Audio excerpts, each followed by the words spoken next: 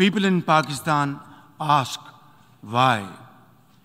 Why has this happened to them?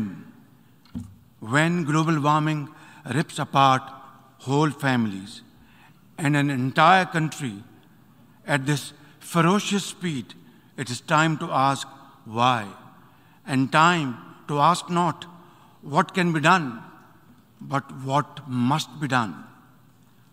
The undeniable truth is that this calamity has not been triggered by anything we have done.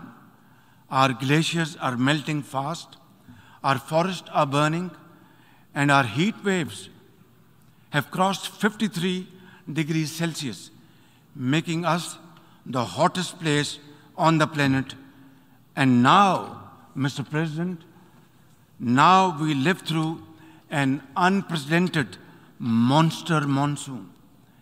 It is literally a monsoon on steroids, as the UN Secretary General described it most befittingly. It is on steroids. One thing is very clear. What happened in Pakistan will not stay in Pakistan.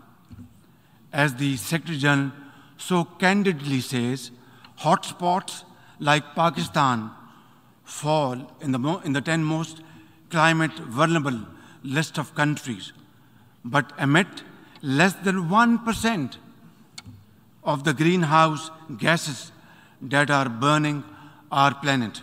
It is therefore entirely reasonable to expect some approximation of justice for this loss and damage, not to mention building back better with resilience and strength.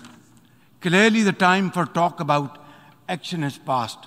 At this point, I am profoundly grateful that the UN Secretary General Antonio Guterres visited Pakistan, where he spent time with climate refugees, with mothers and children in the tents, and repeatedly assured us of his support and assistance.